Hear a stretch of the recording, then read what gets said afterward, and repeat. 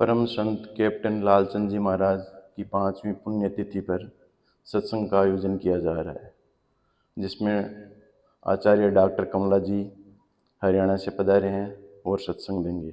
उससे पहले लल्लू लाल जी महाराज भी अपने प्रवचन में 2 शब्द कहेंगे।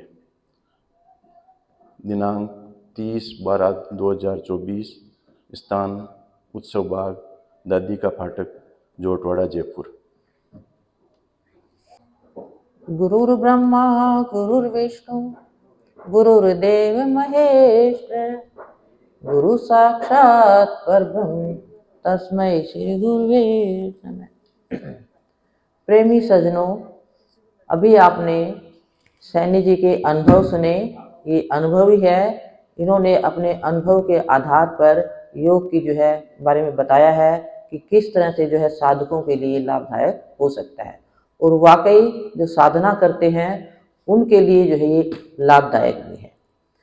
आज महाराज जी की 5वीं पुण्यतिथि है, और हम चाहते थे कि आज का सत्संग उन्हीं के द्वारा निर्देश के अनुसार, जो हमने महाराज जी का जो पुस्तकालय के लिए स्थान लिया था, जिसका नाम हमने मानवता ज्ञान केंद्र रखा है, तो वहाँ हम करना चाहते थे, लेकिन मौसम की खराबी की वजह से, क्योंकि वो खुले में है, मौसम थोड़ा खराब था, तो इसलिए हमें यहाँ करना पड़ा। तो समय कैसे बीतता जाता है। 5 साल हो गए हैं महाराज जी को चोला छोड़े, उन्हीं के साथ में आती थी, समय बीतते पता ही नहीं लग रहा। आते हुए भी याद कर रही थी कि कैसे वो बैठते थे, कितनी उमंग से भरे रहते थे, और उनके साथ मैंने पता नहीं कितनी जगह में गई हूँ। तो सतगुरु वो बहुत ऊंचे संत थे।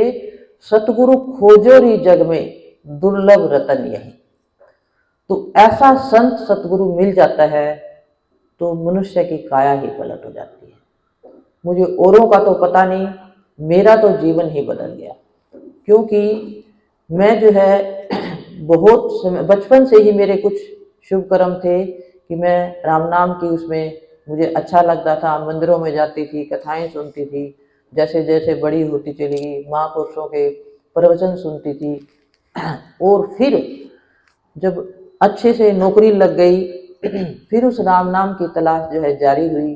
और उसके लिए जैसे कहा ना, सतगुरु खोजोरी जग में, तो हम कैसे खोज कर सकते हैं, क्योंकि हमारे पास कोई ऐसा साधन मीटर तो है नहीं जिससे हम जान सकें कि ये सतगुरु है, ये संत है। क्या मापेंगे हम, क्या पहचान सकते हैं, कोई पहचान नहीं है। तो मैंने कैसे पाया। मेरे माता पिता दिनोद से संबंध रखते थे महाराज ताराचंद जी के संपर्क से, और मैंने उनके बहुत सत्संग सुने। ब्रह्मचारी थे, बहुत पहुंचे हुए संत थे, लेकिन मुझे उनसे नाम दीक्षा प्राप्त नहीं हुई। वो जाने जान थे, क्योंकि उन्होंने चोला छोड़ देना था और मुझे उनसे शायद लाभ नहीं होना था। मेरे पिताजी मुझे लेकर गए थे और बहुत एकांत में बैठे हुए थे। 5 मिनट आंख बंद करके बैठे रहे। उन्होंने कहा कि अब इसको नाम नहीं मिलेगा, और उसका कारण मुझे आज समझ में आया कि उन्होंने क्यों नहीं दिया। लेकिन उस संत के साहचर्य से लगा लो, उनके सत्संग सुनने से लगा लो, उनके बार बार दर्शन करने का लाभ क्या हुआ, क्योंकि वो महाराज फकीर चंद जी के पास होशियारपुर जाते थे। तो उनकी पत्रिका पिताजी ने लगवाई, वो उनके साथ एक बार होशियारपुर गए। पत्रिका पढ़ करके मैं होशियारपुर पहुंची, लेकिन वहां पर मुझे महाराज जी के दर्शन नहीं हो सके, वो चोला छोड़ चुके थे। और उससे पहले भी मैं संत आशाराम, राम रहीम, या जहां पर भी मौका मिलता था मैं जाती रहती थी, समझती रहती, सुनती रहती थी, क्योंकि मुझे तलाश थी कि मुझे उस चीज को पाना है। तो वहां पर महाराज फकीर चंद जी मानव दयाल महाराज जी को गद्दी पर बिठा करके गए, उनके संपर्क में रही। उनके संपर्क में आने से केवल महाराज ताराचंद जी के सत्संग से एक ख्याल लिया था कि संतों का वचन खाली नहीं जाता। तो मेरे जो दुनियावी काम थे, क्योंकि जब मैं पढ़ाई कर रही थी पीएचडी की, तो दिक्कतें आती थी, तो उनसे आशीर्वाद ले आती थी, और मुझे यूं लगता था जो उन्होंने कह दिया खाली नहीं जाएगा। तो मेरी दुनिया बन गई, पढ़ाई की अड़चन खत्म हो गई, नौकरी लग गई। उसके पश्चात जब उस तत्व को जानना चाहा, तो वो चीज मुझे वहां संतुष्टि नहीं हुई। वहाँ होशियारपुर में अनेक स्टेट से तरह तरह के आचार्य आते थे। कोई उज्जैन से आता था, कोई उधर से हैदराबाद से आते थे। अब महाराज जी इधर से जाते थे। महाराज जी को तो मैं, क्योंकि वो नीचे बैठते थे तो स्टेज पर नहीं बैठते थे, तो मुझे उनका पता ही नहीं चला। और मैं वहाँ जाती रहती थी साल में बड़े सत्संग में। नौकरी लगने के पश्चात बैसाखी पे, दशहरे का सत्संग दिल्ली होता था, वहाँ जाती थी, गुरु पूर्णिमा पे जाती थी। लेकिन वो तलाश मेरी जारी थी। और जब मुझे लगा कि मुझे संतुष्टि नहीं हो रही थी, तो मैंने महाराज फकीर चंद जी के फोटो के आगे उनका साहित्य मैंने पढ़ा, तो मुझे लगा कि असली गुरु तो ये थे। और मैं चूक गई, और ऐसे ही गुरु मिले तो काम बढ़े, जिनके पास बैठ करके मैं ज्ञान ले सकूं। ये मेरी कुरेद थी। और उनकी फोटो के आगे रोती रहती थी कि मुझे आप जैसे गुरु चाहिए। और फिर उन्होंने स्वप्न में मुझे दर्शन दिया कि मैं तेरे लिए जिंदा हूँ। अब वो किस रूप में जिंदा है ये नहीं बताया। और इस तरह से समय बीतता गया, और मेरी जो है तड़प बढ़ती गई कि मुझे ऐसे गुरु की तलाश है, मुझे ऐसा गुरु मिले। कहाँ खोजूं उनको, सब जगह भटक करके थक चुकी थी। फिर महाराज लालचंद जी वहीं जाते थे, उनका प्रवचन सुनने को मिला। मैं बड़ी प्रभावित हुई, और मैंने उनसे कुछ जानना चाहा, तो उन्होंने अपने आप ही बता दिया कि जिस चीज़ को तू पाने के लिए आई है वो यहाँ नहीं मिलेगा।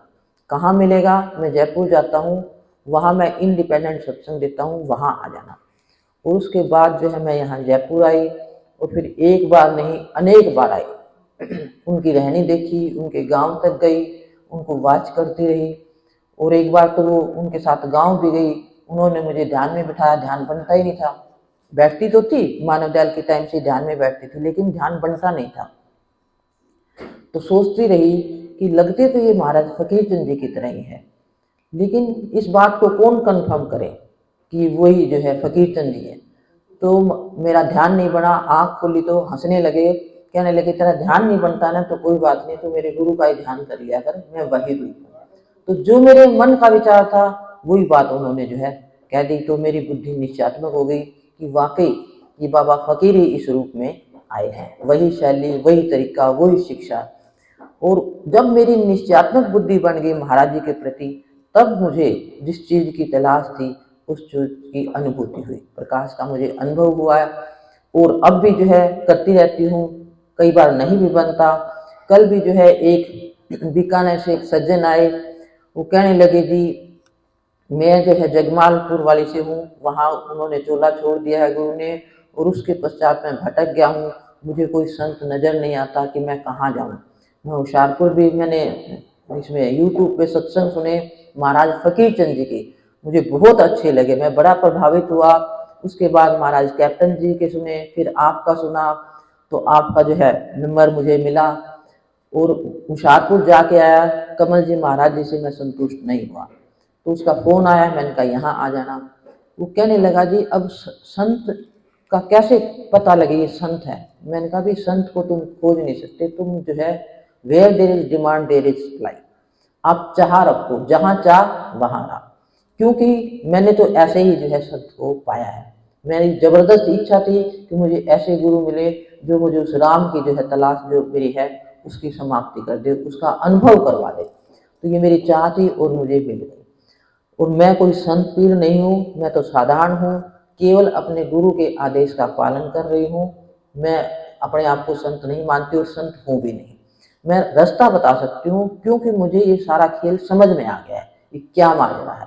तो इसलिए अगर तुम वास्तव में जिज्ञासु हो और तुम्हारे अंदर सच्चाई है, तो ये चाह रखो कि मुझे ऐसा गुरु चाहिए, तो आपको गुरु घर बैठे ही मिल जाएगा। तो ये जो है उसको खोजने की वो है, सतगुरु खोजो री जग में दुर्लभ रतन यही। तो कैसे खोजेंगे? ऐसी चाह रखो, सच्चाई रखो कि हमें ऐसा गुरु मिले, तो आपको घर ही मिल जाएगा, कहीं कहीं आसपास मिल जाएगा, कहीं जाने की जरूरत नहीं। तो इसलिए कहा है साधु मिले एक फल, संत मिले फल चार, सतगुरु मिले अनेक फल, कहो कबीर विचार। तो ये तीन तरह के इसमें बताया है। साधु मिले एक फल, साधु किसको कहते हैं? जो साधना करता है, जो अंदर में अपने मनोवृत्ति को अंतर्मुखी करने का अभ्यास करता है, उसको कहते हैं साधु। तो जो कोई वास्तव में साधना करता है, जिसकी चित्तवृत्ति ठहरने लग जाती है, तो उसकी विल पावर बढ़ जाती है। ऐसे साधु का जो है वो लाभ होता है, वो आशीर्वाद देता है, तो लोगों के विश्वास के अनुसार काम होने लग जाते हैं। लेकिन जो कोई केवल जो है वेश बना करके साधु बन जाता है, मांग करके खाता है, इधर उधर भटकता है, वो साधु नहीं है। साधु वो है जो सच में अंदर से उसके चित्तवृत्ति ठहरने लग जाती है, जो साधना का अभ्यास करता है और उसका मन ठहरने लग जाता है और उसका अंदर कोई नफरत द्वेष भाव नहीं होता, लोगों का भला चाहता है, उपकार करता है, आशीर्वाद देता है, तो उसका आशीर्वाद जो है फलने लगता है। ऐसा साधु जो है वो साध चरण 68 से उत्तम, पवित्र भूमि पवित्र जहाँ पग धरती, ऐसे साधु का जो है पैर रखने से जो है स्थान पवित्र हो जाता है, क्योंकि उसका मन साफ होता है, वो किसी से कुछ चाहता नहीं है, केवल अपने कल्याण के कार्य में लगा हुआ है, वो साधु है। तो ऐसे साधु के भी दर्शन जो है वो लाभकारी होते हैं। फिर क्या बताया, साधु मिले एक फल, संत मिले फल चार। संत कौन है? संत नाम है समतय, जो समता में रहता है, जो हर किसी में जो है उस परमात्मा का ही स्वरूप देता है, देखता है, जिसका मन कभी काम क्रोध लोभ मोह से विचलित नहीं होता, जो इस खेल को समझ जाता है और समता में आ जाता है, साक्षी भाव से खेल देखता है, वो जो है संत हो जाता है। और संत के जो सच में संत बन जाता है, तो उसके दर्शन से क्या लाभ होता है? संत मिले फल चार। चार फल कौन से हैं? अर्थ धर्म काम मोक्ष, ये चारों की प्राप्ति हो जाती है। अगर कोई वास्तव में संत मिल जाता है, तो ऐसे संत का संग करने से क्या होगा? किसी के पास धन की कमी नहीं रहेगी, वो बताएगा कि धन कैसे कमाना है। कोई गरीब है तो वो संत जो है उसको जानता है, संत के पास वो बार बार जाता है, तो उसको देखता है कि इसको किस चीज का अभाव है और इस अभाव को कैसे दूर किया जा सकता है, तो वो उसको उसी तरह की विधि बताता है कि इस तरह से धन कमाओ। जैसे महाराज जी एक बार बताते थे, यहाँ राजस्थान में ज़्यादा आते थे, वो कहते थे कि मैं एक घर में आता था, तो वो कहने लगे जी हमारे ये बुढ़िया बहुत बीमार रहती है, आमदनी इतनी है नहीं और पूरा खर्चा इसकी दवाइयों पे ही लग जाता है, तो आप कुछ ऐसा करें। तो वो बुढ़िया हाथ जोड़ के रोने लगी, महाराज जी मुझे प्रसाद दे दो। अब महाराज जी ने सोचा कि इसकी उम्र भी हो गई है, तो भगवान ऐसा करे, भला करे इनका कि या तो ये गुजर जाए या ठीक हो जाए। उन्होंने तो है वो कहने लगा पानी ला, एक गिलास पानी मंगा के घूट भर के उसको दे दिया। तो उनका तो यही था ये चली जाएगी तो इनका जो है आमदनी का जरिया जो है, उनको बताया कुछ आमदनी का जरिया और बढ़ाओ तो इनका काम चल जाएगा। तो कुछ समय के पश्चात महाराज जी आए, तो उस बुढ़िया को इतना विश्वास कि महाराज जी ने प्रसाद दे दिया, सब दवाइयां फेंक दी, कहने लगी आज के बाद मैं कोई दवाई लूंगी नहीं। और उसने उस प्रसाद को अमृत समझ करके पी लिया और वो बिल्कुल स्वस्थ हो गई। कुछ टाइम के बाद महाराज जी आए, तो महाराज जी हैरान, क्योंकि उनको तो ये लग ही नहीं रहा था कि ठीक हो जाएगी। उन्होंने तो मालिक का नाम लेकर के जो है प्रसाद बना के दे दिया। तो शक्ति किसमें थी? विश्वास में। उनके विश्वास से जो है उसका काम हो गया और उनका कारोबार चल गया। तो संत जो है वो बेहतर जानता है कि उसकी प्रकृति कैसी है जीव की, और उसको क्या उपाय बताया जाए जिससे वो ठीक हो जाए। तो ऐसे संत के पास जाने से वो कमाने का जरिया बताता है कि हेरा फेरी का धन मत कमाओ, किसी का दिल मत दुखा करके पैसा मत लो, ठगी मत करो, क्योंकि ऐसा पैसा तुमको बर्बाद कर देगा। और पैसे कमाने के अलग अलग वो ढंग बताते हैं। फिर जो है धन की गति बताते हैं कि जिसके पास धन है तो उत्तम गति कौन सी है कि जरूरत के अनुसार पैसा रखा जाए, बाकी जरूरतमंद को दिया जाए, सबसे धन की उत्तम गति बताई गई है। दूसरी गति क्या है? कुछ लोग ऐसे होते हैं कि जो दूसरों को तो नहीं देते, अपने ऊपर ही धन खर्च कर देते हैं। तो खर्च तो कर रहे हैं लेकिन वो अपने ऊपर ही करते हैं, दूसरों का नहीं करते। ये धन की दूसरी गति है। तीसरी गति क्या है? जो ना तो किसी को देते हैं, ना ही अपने ऊपर खर्च करते हैं। कंजूस देखिए ना आपने, चमड़ी जो है चमड़ी चले जाए दमड़ी ना जाए, उस धन को जोड़ते रहेंगे, खाएंगे भी नहीं, मिर्च के साथ रोटी खाएंगे, और वो पूरा का पूरा धन जोड़ करके किसी ने साथ तो ले जाना नहीं रह जाता है। तो सबसे निकृष्ट गति है। और ऐसे लोगों को तो महाराज जी को कहते थे, मुझे तरस आता है कि बेचारे सारी उम्र धन जोड़ के दूसरों के लिए चले जाते हैं, खुद के ऊपर भी नहीं खर्च करते, कम से कम अपना तो वो कर ले। तो इन लोगों को ज्ञान नहीं है, दाम छूटता नहीं है। अब मैं जो है 69 की हो जाऊंगी, अब 70वां शुरू हो जाएगा। आप मानोगे नहीं, अकेली रही हूँ, अच्छी तनख्वाह मिली है, बड़ी फकीरी से जिंदगी गुजारी है, कभी जोड़ने का सोचा ही नहीं। हमारे घर वाले पड़ोसी सोचते हैं पता नहीं कितना माल ले रही होगी। उस हालत मुझे पता है, क्योंकि मैं कभी जोड़ती नहीं, लेती हूँ, बांट देती हूँ, आगे आया जरूर तो मैं उनको मदद करती रहती हूँ। यूं पता है कल हवा निकल जानी है। अरे अपने हाथ से जो दे जाओगे वो तुम्हारे साथ जाएगा, साथ जाने वाला कुछ नहीं है। अब मेरे तो कोई वो है नहीं, अब जो है जिनके बच्चे भी सेट हो गए हैं, सब कारोबार चल रहा है, फिर भी पैसा नहीं छूटता। पता नहीं सोचते हैं कि जोड़े जाएं, जोड़े कहाँ लेके जाएंगे, हवा निकल गई है, कोई और ही खर्च करेगा। तो अपने हाथ से अगर कुछ दिया जाता है तो ये पुण्य काम है। किसको देना है? जरूरी नहीं है कि मंदिरों में आश्रम में दिया जाए, जरूरतमंद को जो आपकी आंखों के सामने है, चाहे परिवार में है, चाहे पड़ोस में है, चाहे कोई दूर का है, आपको ये लगता है कि जरूरतमंद है, उसको दे दो पैसा और उसका दुगना होके मिलेगा। जो चीज इस संसार का नियम है कि जो चीज आप दोगे वो दुगनी हो जाएगी।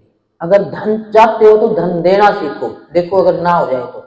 मेरे पास आज तक किसी चीज की कमी नहीं आई है, ये ईश्वर की कृपा रही है। कभी धन जोड़ा नहीं, लेकिन काम कभी रुका नहीं।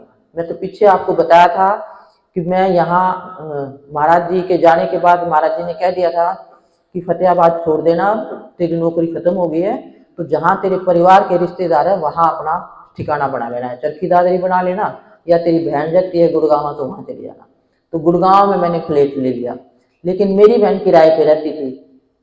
उसका लड़का कहने लगा भी मैं तो यहाँ नहीं रहूंगा, मैं तो दिल्ली बुलाऊंगा। अब मैंने कहा भी मैंने तेरे लिए तो यहाँ फ्लैट लिया।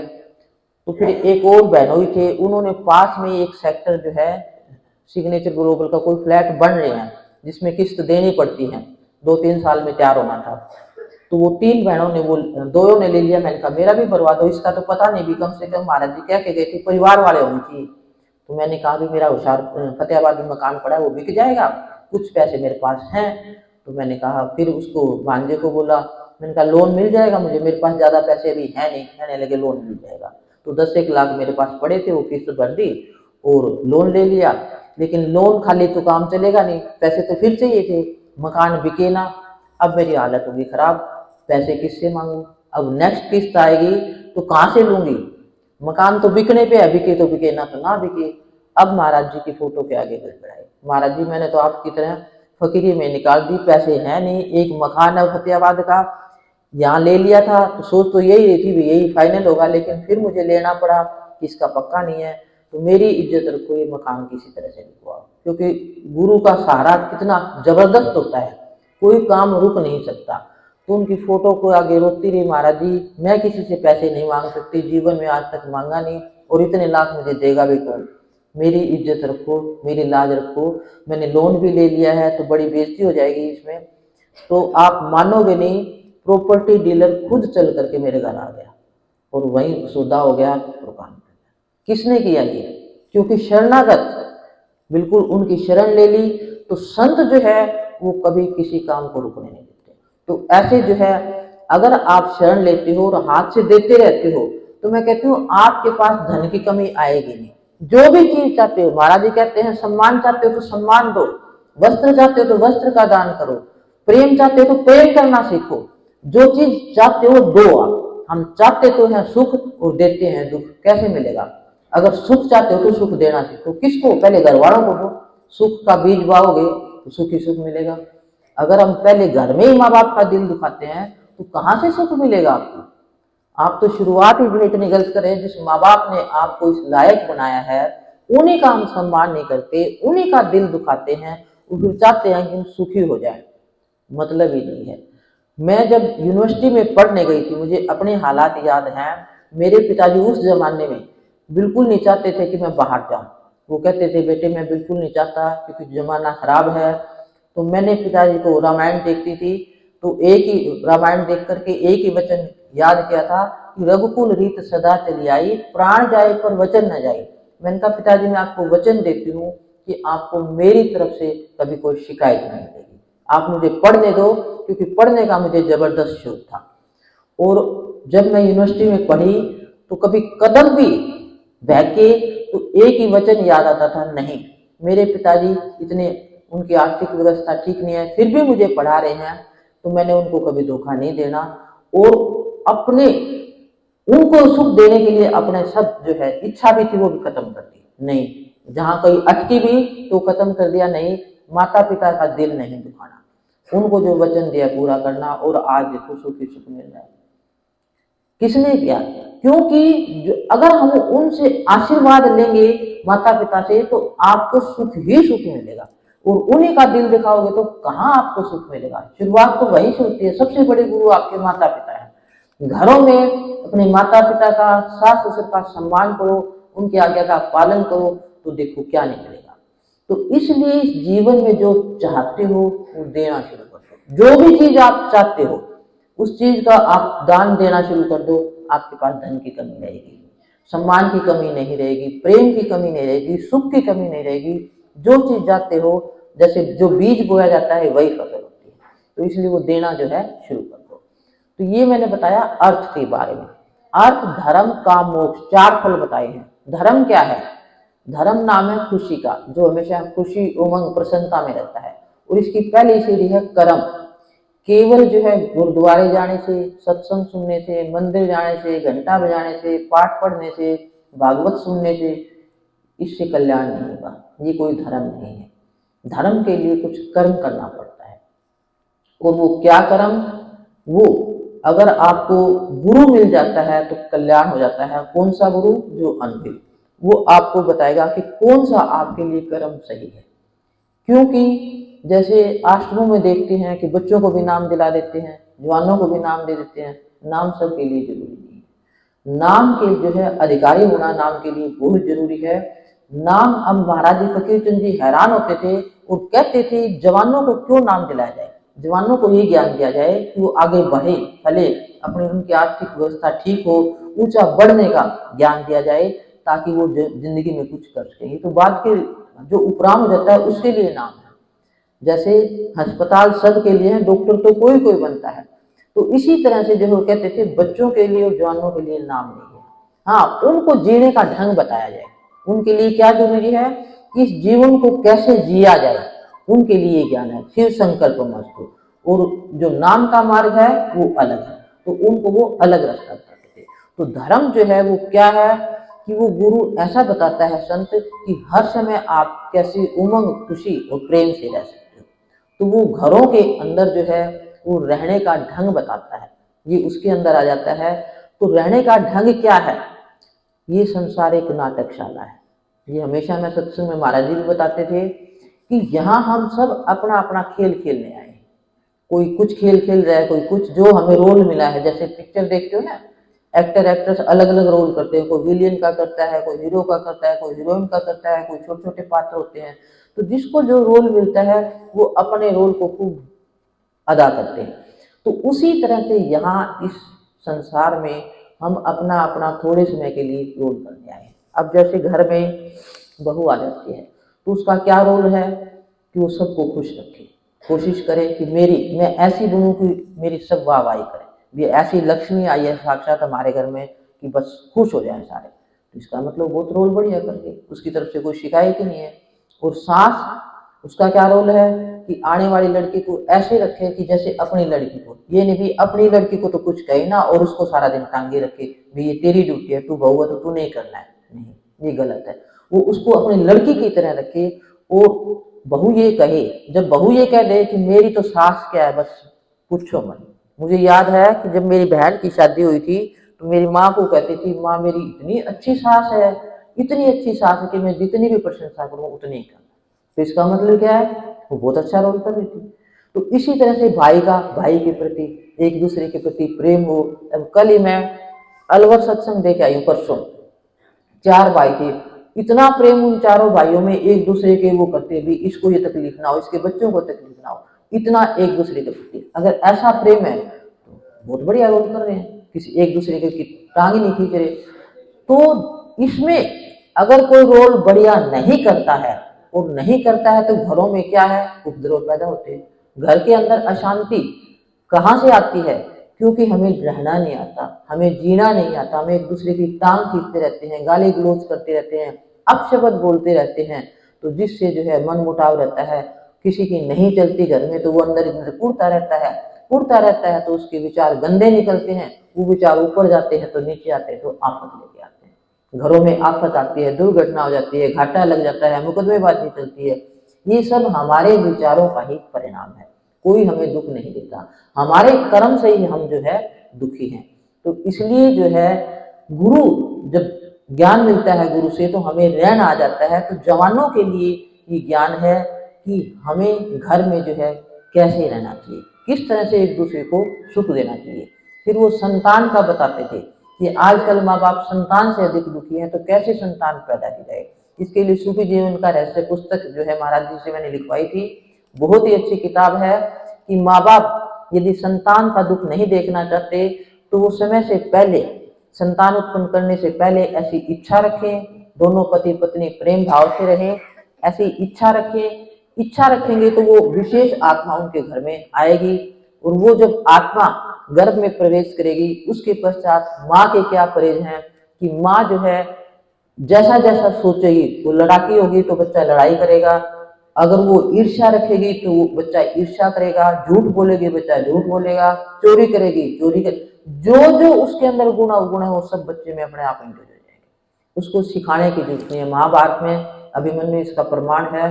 बाकी अब भी महाराज जी ने कितनी मेरे सामने संतान उत्पन्न करवाई और उनको परहेज बताया कि अगर तुम ऐसी संतान चाहते हो तो ये परहेज करो, बच्चा पेट में आ जाए तो सेक्स मत भोगना, परहेज करना, खुश रहना, हमेशा सुख देना, जैसा तू चाहते है वैसे विचार रखना, बच्चा वैसा ही रहेगा, उसको कोई शिकायत ही नहीं मिलेगी। तो आगे तक बच्चों की कोई शिकायत ही नहीं मिलती।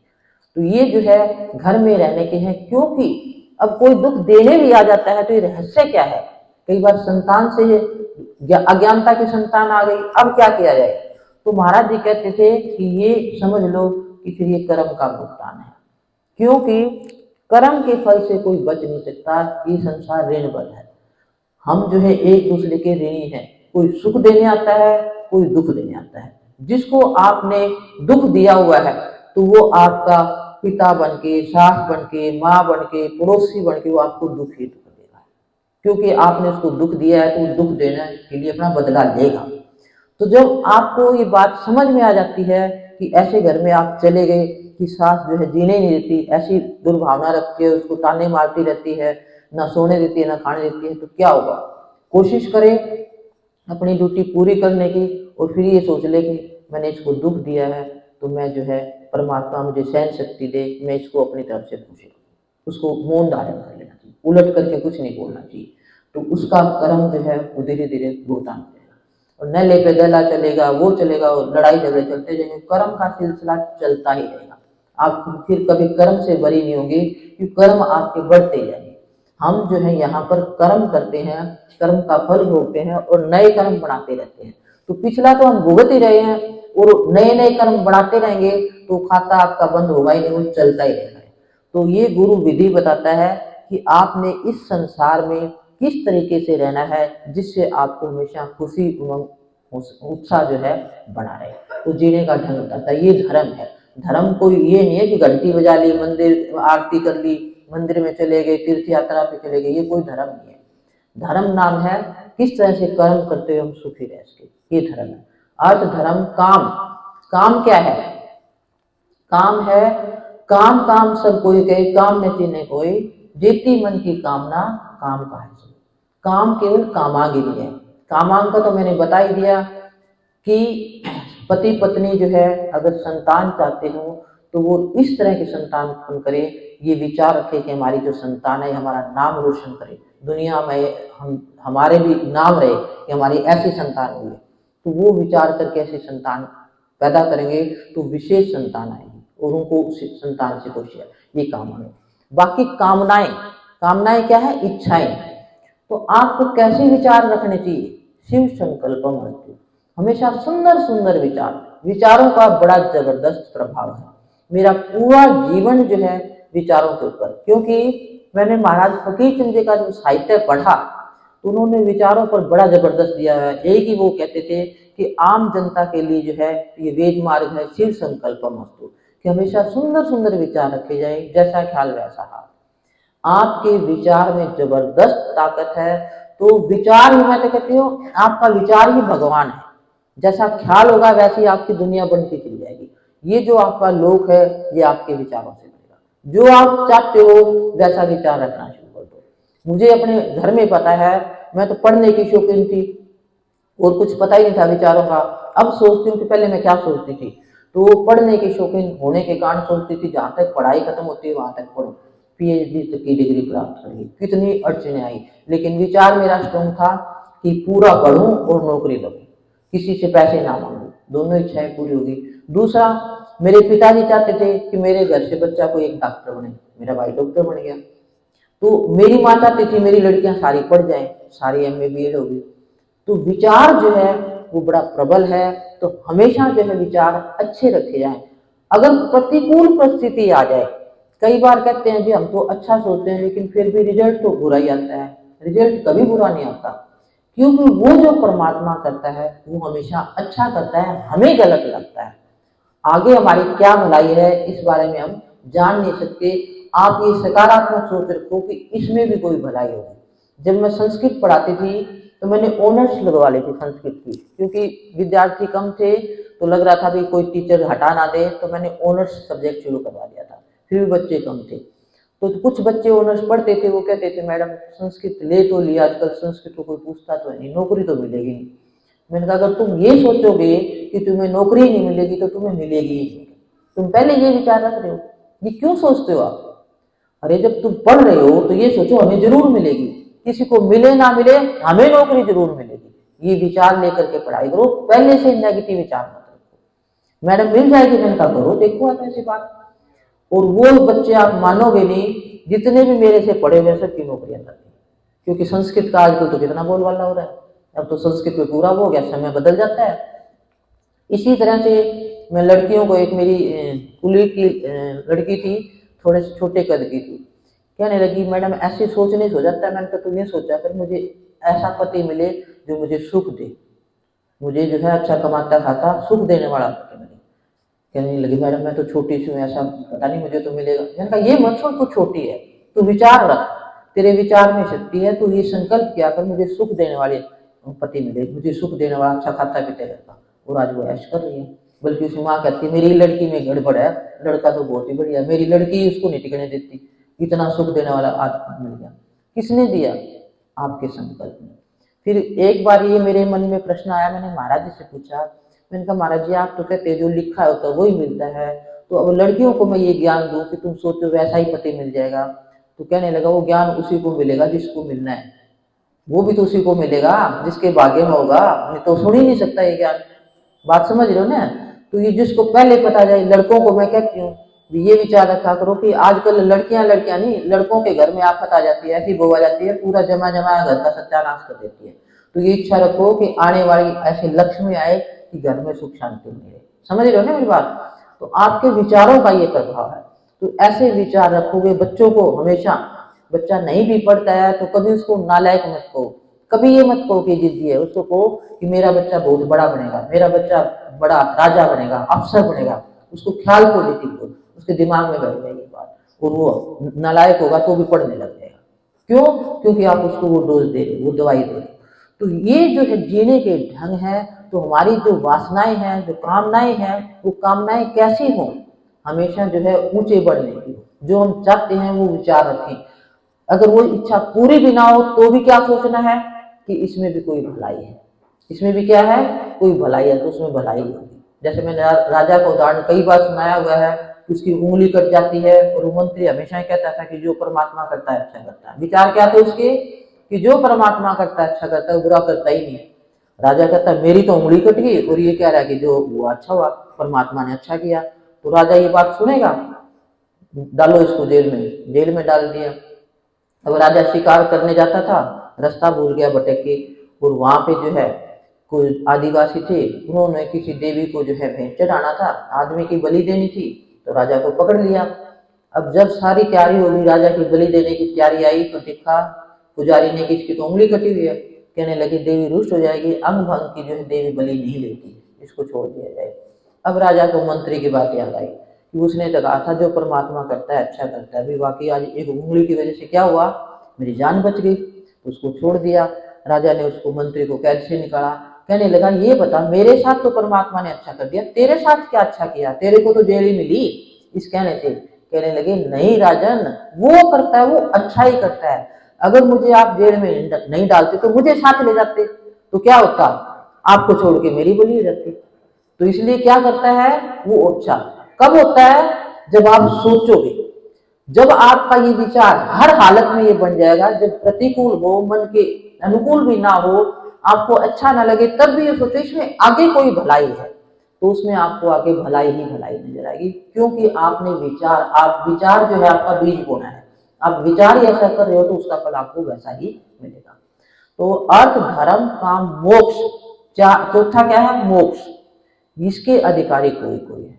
मोक्ष क्या है, इस संसार में रहते हुए, सब खेल करते हुए और इन सब को साक्षी भाव से देखते हुए जो बिल्कुल मुक्त रहता है, जो फंसता नहीं है किसी भी हालत में, जो ये सब खेल खेल रहा है और कभी सुख दुख से ना तो सुखी होता है ना दुखी होता है, निर्लेप रहता है, और उसको हंसी आती है कि ये लोग क्यों दुखी हो रहे हैं, ये सुख दुख तो अपने ही किए कर्म का फल है, हमने जो दिए हैं उसी का फल मिल रहा है। तो वो जो है इस खेल को जो है हंसते हंसते काट देता है और इस जीते जो है मुक्ति का आनंद लेता है, सब काम भी करता है लेकिन कोई उसको जान नहीं सकता ये कैसे मुक्त है।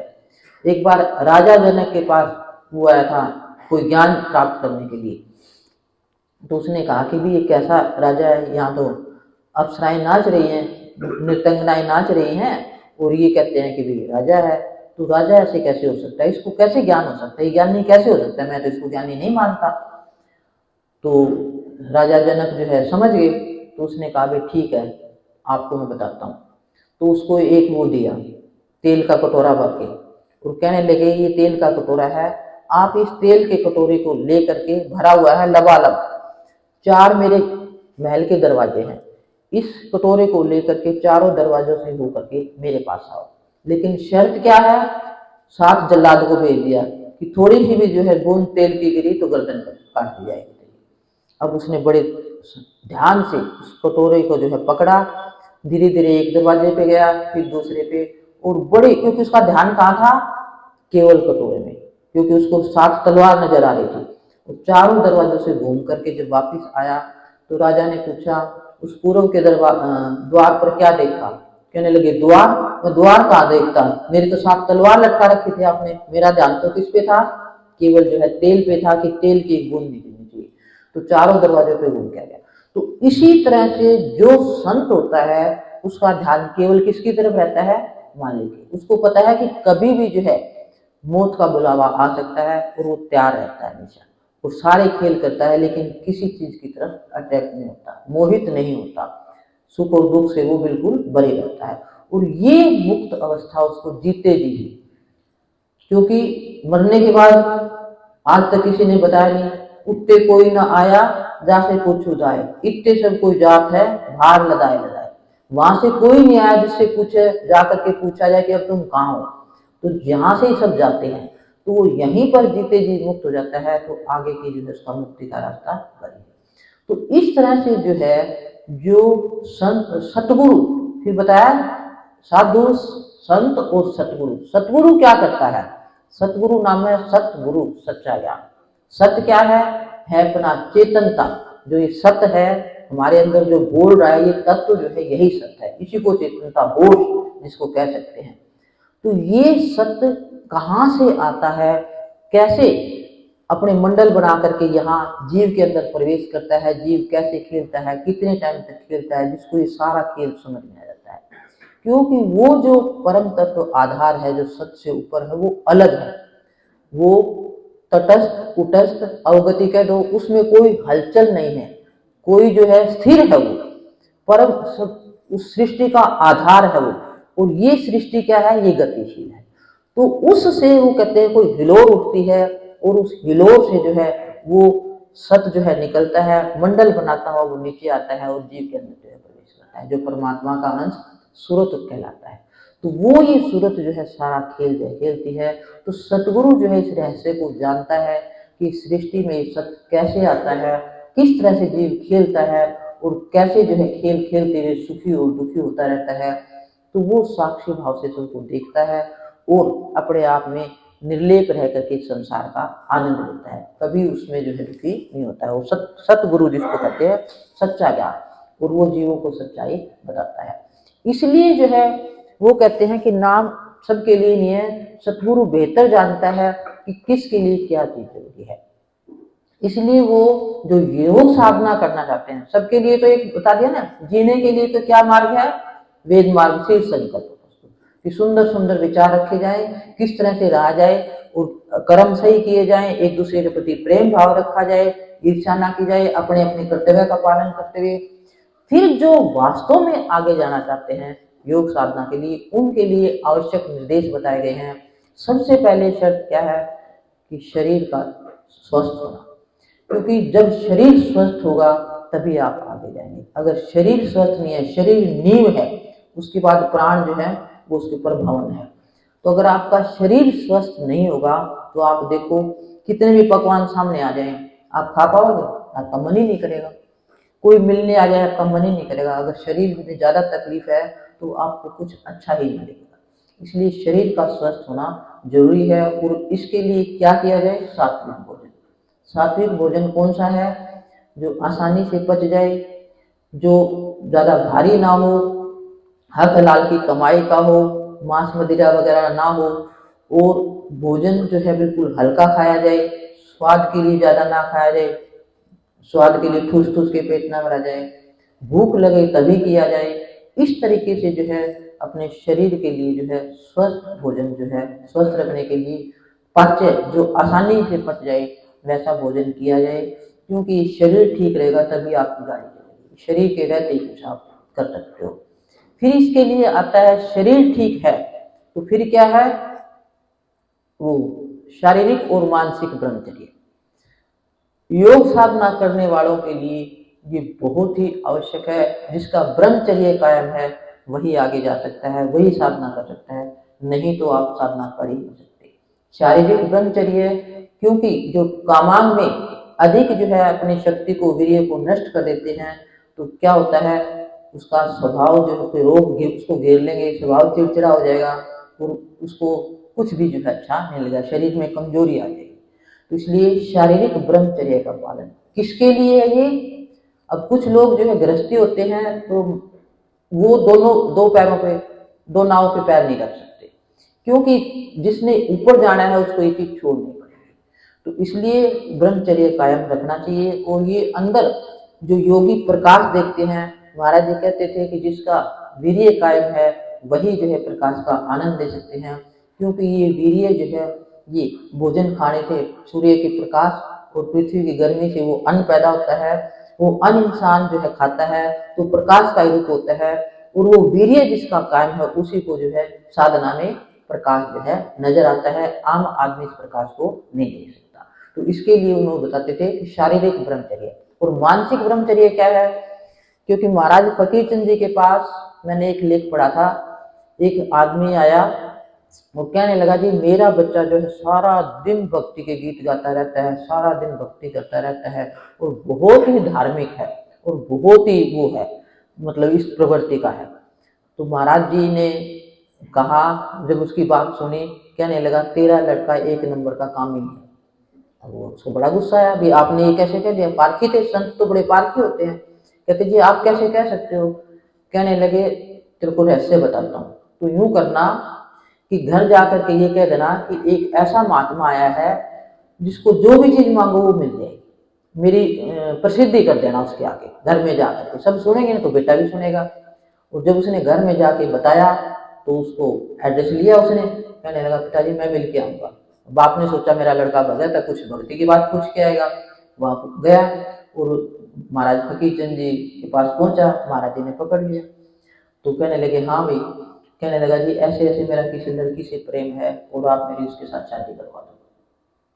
अब क्या था उसके अंदर, क्या भक्ति कर रहा था वो?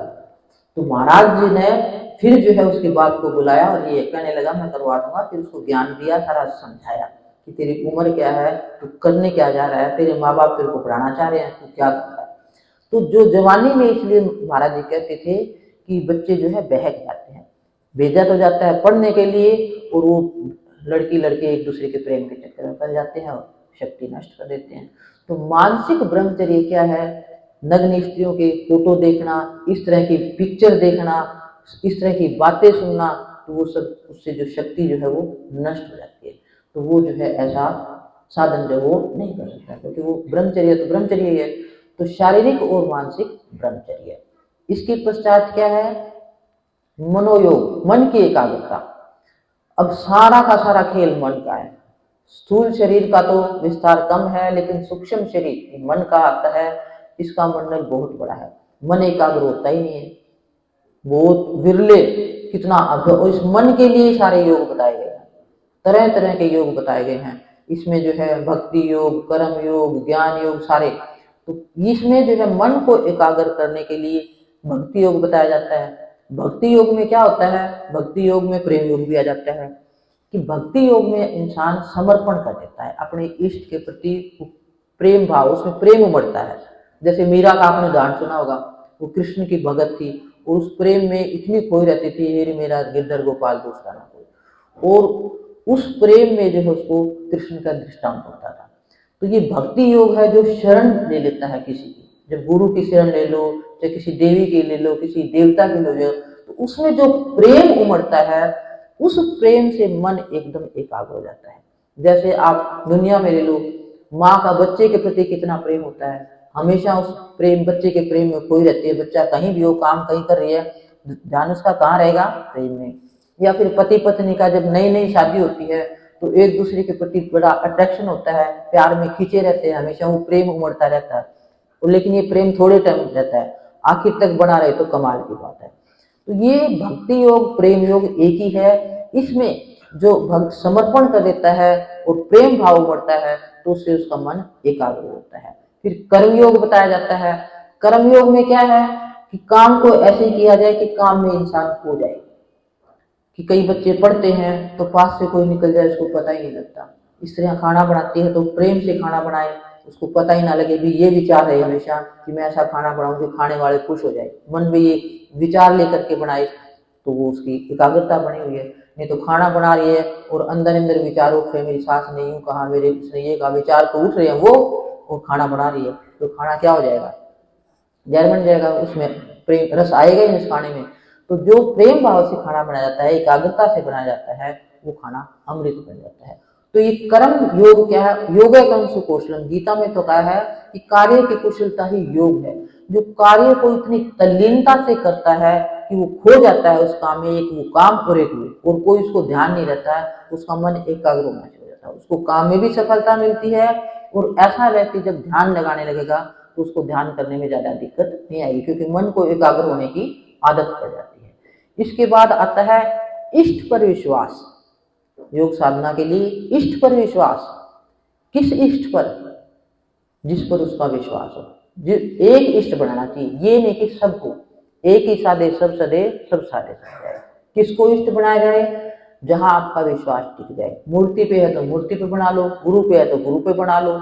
जहां आपको लगे कि हाँ मेरा काम बन रहा है, तो वहां एक जगह एक मूर्ति को रखो और ये सोच लो परमात्मा है। हालांकि वो परमात्मा है नहीं, परमात्मा आप खुद हैं। जैसे सैनी जी कह रहे थे ना, आप खुद ही मालिक हैं। तो वो उस शक्ति को जगाना है एक इष्ट का सहारा लेकर के, क्योंकि कोई भी इंसान अपने आप नहीं सीखता। अगर अपने आप ही सीखता तो ये स्कूल विद्यालय सब बंद हो जाते। पुस्तकों में सब कुछ दिया होता है, फिर भी विद्यालय में जाना पड़ता है। किताबें, नुस्खे इतने लिखे होते हैं, कितने भी पढ़ लो, जब गला रुकता है तो डॉक्टर के पास ही जाना पड़ता है। वो नुस्खे एक भी काम नहीं आएगा। जब ज्यादा बीमारी बढ़ जाती है तो कहाँ जाना पड़ता है? डॉक्टर के पास। तो इसी तरीके से इस ज्ञान को प्राप्त करने के लिए हमें सहारा लेना पड़ता है। वो किसका? एक इष्ट का। इष्ट कौन? जो आपको प्यारा लगे। तो मूर्ति पर केवल इच्छा पूर्ति आपने करनी है, तो इच्छा पूर्ति तो आपकी मूर्ति से हो जाएगी। चाहे शिव को मान लो, चाहे देवी को मान लो, चाहे राम को मान लो, चाहे जिसको, हनुमान को मान लो, उसको ये मान लो कि ये मेरा परमात्मा है। तो उससे क्या होगा? आपका अहंकार खत्म हो जाएगा और आपने उसको मालिक मान लिया है। तो आप जो सच्चे मन से प्रार्थना करेंगे वो पूरी हो जाएगी। किसने की पूरी की? आपके विश्वास ने, क्योंकि आपका उस पर विश्वास है। लेकिन जीवित गुरु की आवश्यकता किस लिए है? कि जीवित गुरु को अगर आप इष्ट मानते हैं और इस सोचते कि यही मेरा परमात्मा है, यही मेरा मालिक है, वो आपको साथ साथ ज्ञान दे देगा, आपका लोक भी बना देगा और परलोक भी।